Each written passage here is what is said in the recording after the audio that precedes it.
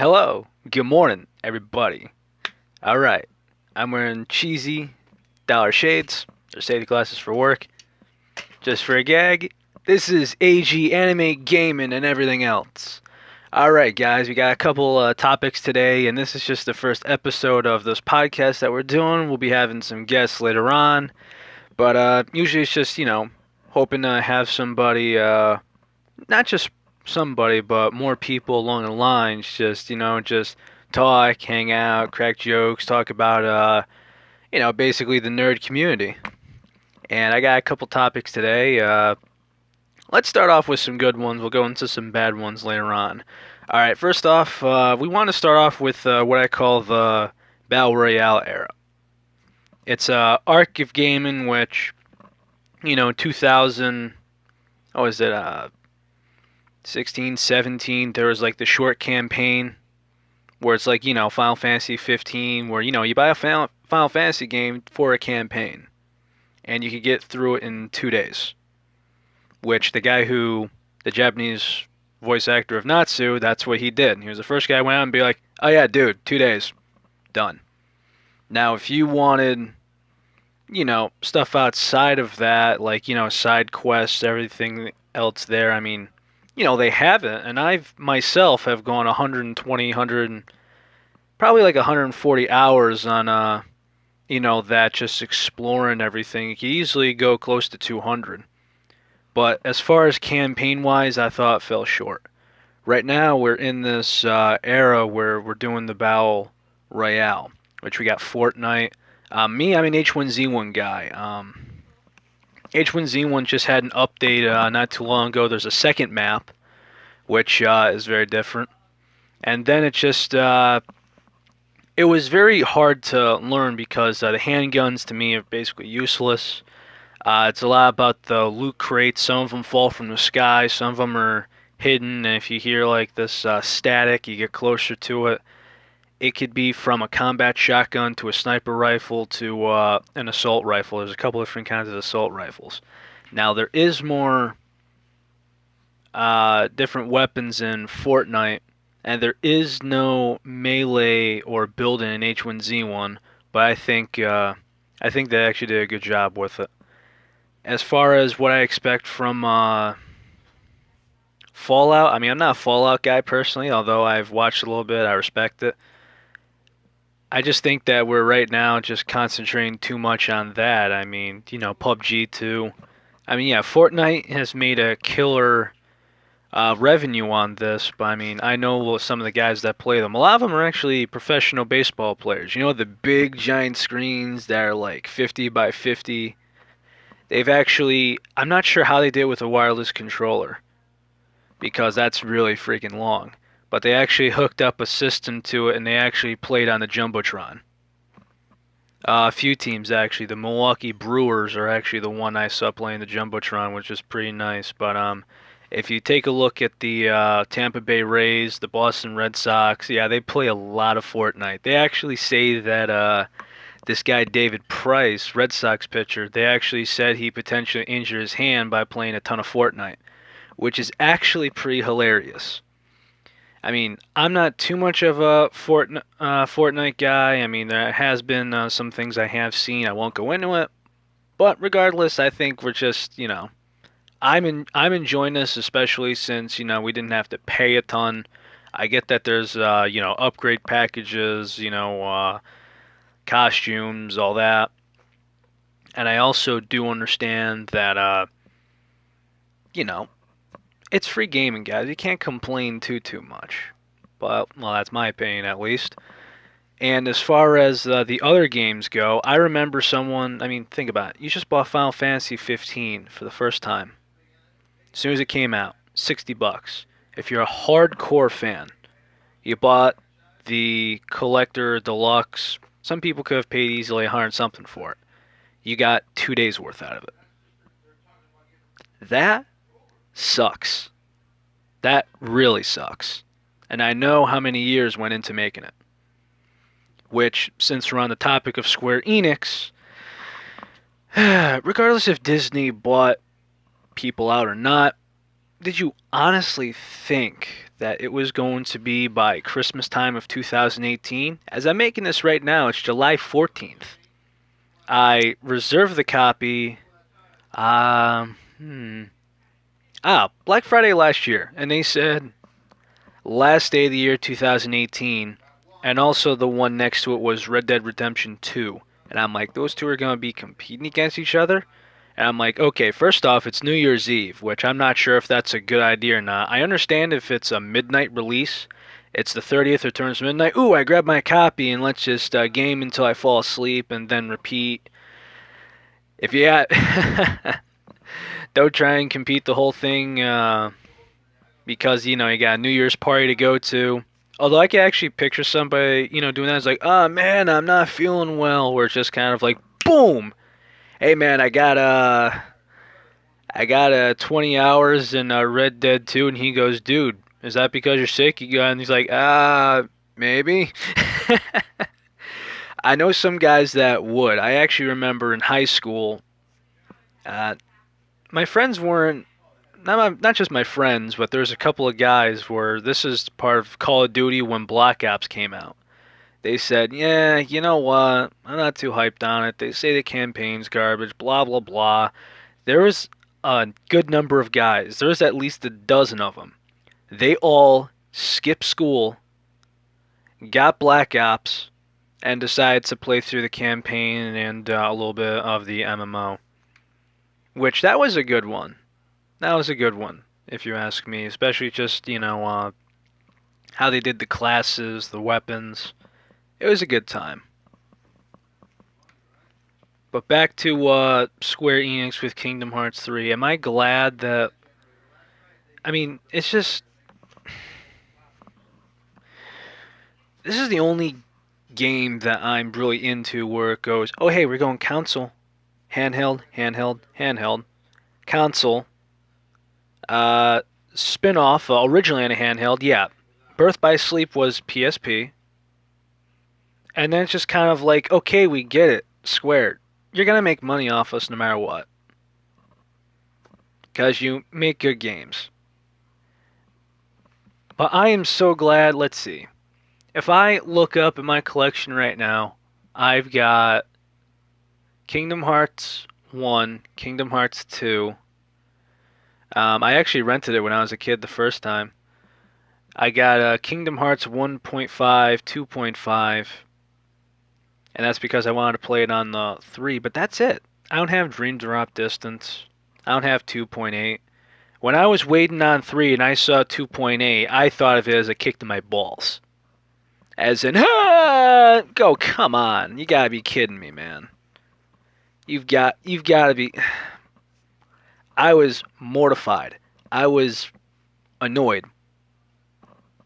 A little angry. A little angry, too. But I'm not buying another Kingdom Hearts game until 3 comes out. And the fact that they have all this new footage, leaks, the thing that's going on with Aqua, which breaking my heart. Really. Breaking my heart here. Just terrible. Alright, what else we got here? Alright, this is where the fandom cancer kind of... This is good, but this is bad.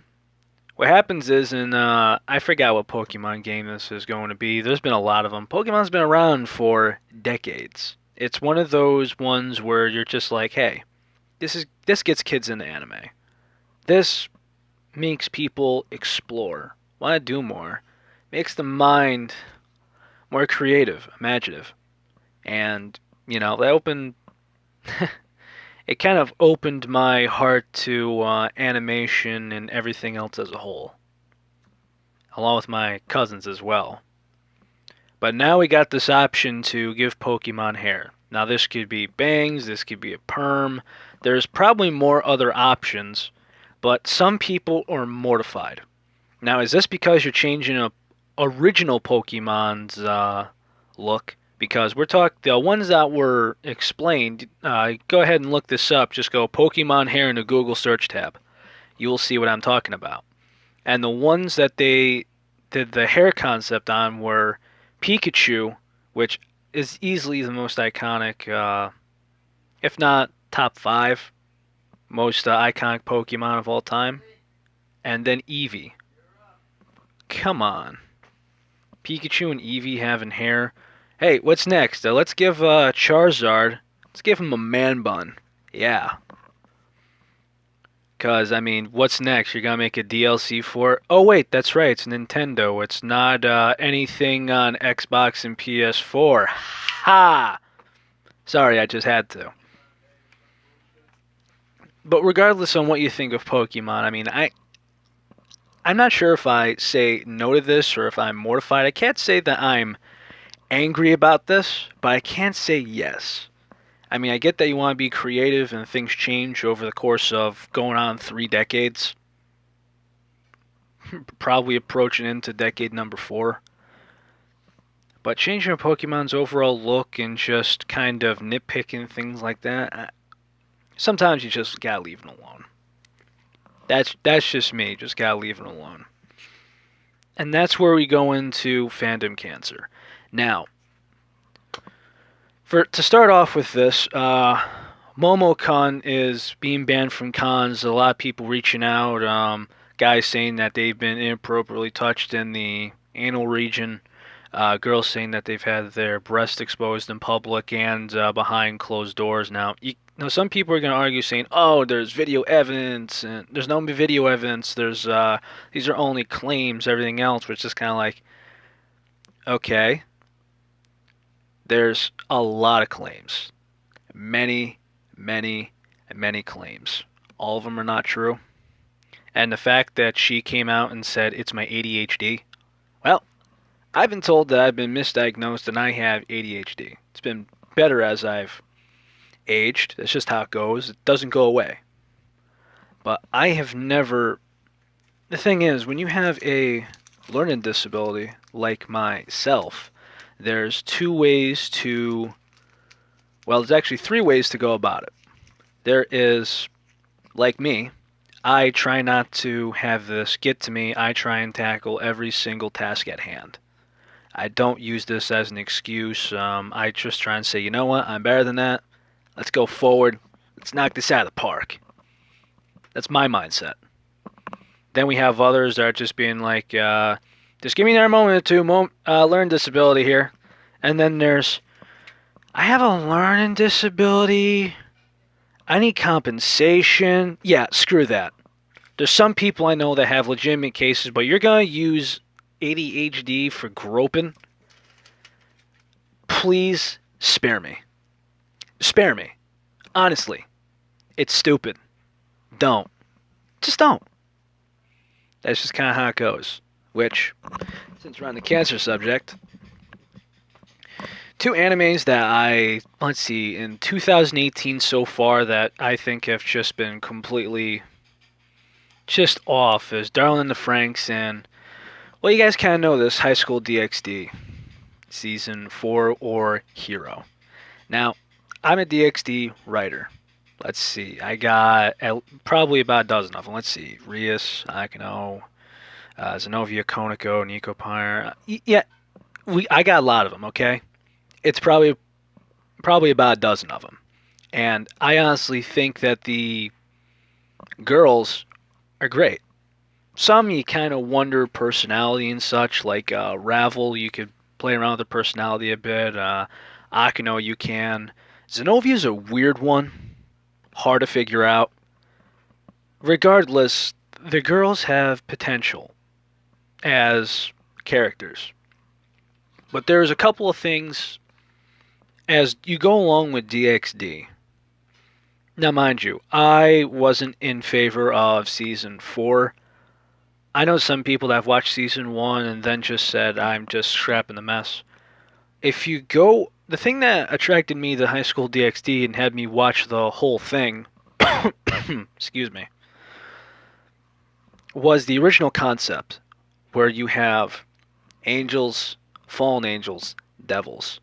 You obviously have your regular devils here. Not as black and white as you think. Angels, we all know who they are, and then they're like fallen angels. And then we learn that they try to please God, but it's too late for them, and nothing's going to change that. Then it goes into the powers that they have, the sacred gears, the magic, the swords. The part that really got janky was season 2. Now, the fact of God being dead and that's just one. The Excalibur and the Holy Swords I thought was creative. Some people don't like the Excalibur stereotype. I wanted to know a little bit more about it, but I thought it was a great arc. It actually inspires a lot of fan writing too, just that small arc alone. Now we go into other things. We have the Governor General of the Fallen Angels being in charge of the devils. We have all these other religious figures that come in, and this is season 3, mind you. It becomes an absolute mess, and Issei goes, "Oh, all these girls like me, and what girl do I choose from, and what's going to happen after Rias graduates?" And now, mind you, I didn't watch all of Hero. Thank goodness. Oh, you know, I'm not going to get into the art style. I could go an hour on the art style by itself. I could go on for literally an hour. But I'm not going to be that guy. Let's just go off of the concept that we originally started from. Let's see. We have someone who used to serve under Lord Odin become a devil, take the last piece. Okay, that's great. We have the Governor General helping out the devils, and there's like this mixed thing. And then we have an angel joining the devils as an ally. Then we have the Chaos Brigade. Just so much stuff. And this is the thing that happens in every manga and every anime that's huge. Now, Fairy Tail, Naruto, Bleach, and DBZ did this good to a point. Dragon Ball Super, the fact that it took so many years to do female Saiyans, I think they should have just rebooted it. That's just me. That's just me. What goes on from there, I really just don't know. I mean,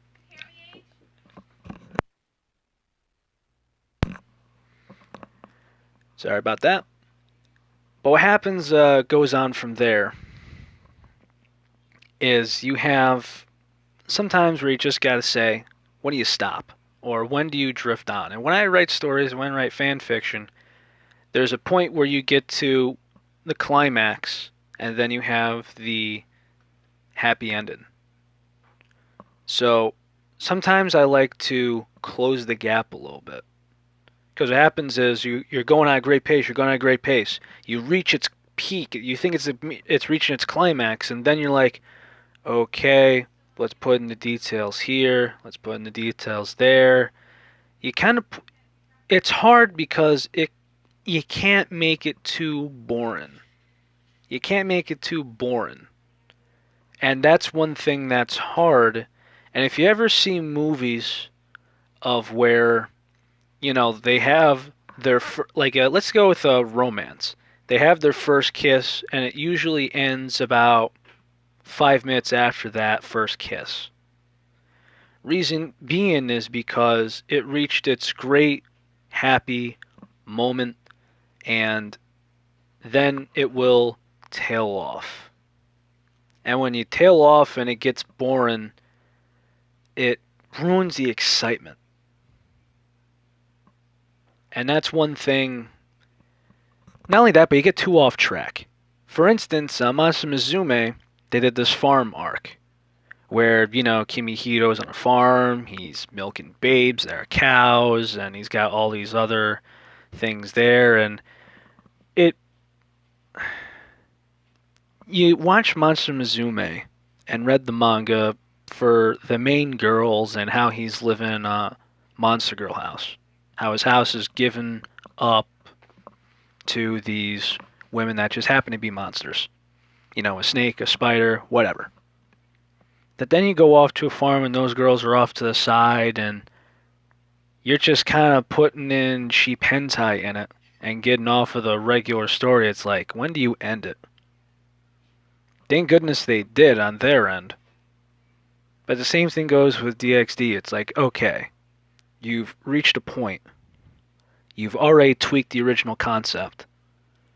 How more can you go? And if I'm a creator, if I'm an editor, or, it's like, yeah, you could make a little bit of money off it, but I mean, morally so, gotta drop the hammer, end it.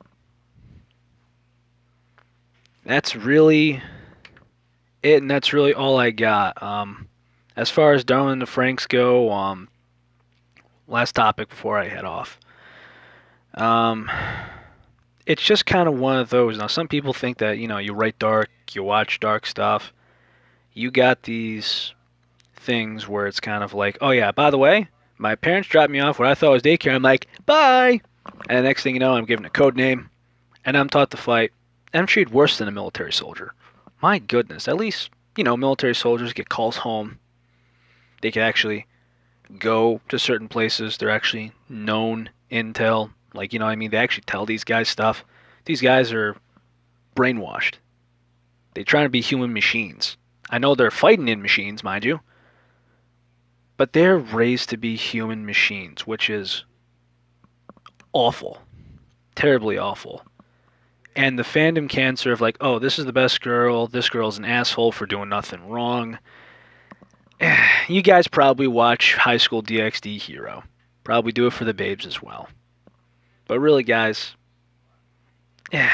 fandom cancer is just one thing. Because if we go from Hero, who created Fairy Tail, let's see, he created Rave Master, which people want more of, and they thought Fairy Tail would satisfy them. And he's been getting a lot of crap from for making Eden Zero, which I like. Shiki and Rebecca, I really do.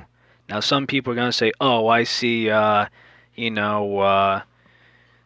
see Wendy 2.0, I see Urza, I see Mitch or Lucy. There's Happy there, blah blah blah." Think about it. After all the death threats, after all the hate and everything else, he took 1 month off and created another story. And some people are arguing about his artwork, he can't draw, everything else. Well, doesn't matter if the art style is the same. Just goes by story. He's made multiple arcs, he's made multiple characters, development for multiple characters. And if you think that he's garbage, I'd like to see if anyone could compare. Do yourself a favor. Grab a piece of pen, some paper, manga tools, or any art supplies. Draw out 5 characters. Color them in, and draw them out 5 times each. Then, give them their character traits, quotes, whatever. Times that by the dozens of characters, the dozens of personalities. Whether if you're a Fairy Tail fan or not, or if you're a fan of Hero or not, if you put it in perspective and his persona and state of mind, all the arcs, the characters, the arts, the constant hours of working on this, the way that he draws out every single scene, which is why the creator of Rosario Vampire, I'm so sad that he's on hiatus. You gotta respect that, though. You gotta expect what these guys do. And that's all I got, guys. I'll be having a guest on here soon. I'm not sure how we're going to be working out the details, but I will make this happen. I'll make it a reality. And if there's any questions or topics you guys want to go over, by all means, we'll answer questions. I'll take critique with a smile. And we'll keep doing this. I'm hoping there's going to be good things about this. Talk about anime, gaming, fan fiction, cosplay, anything. So, you guys be good. Later.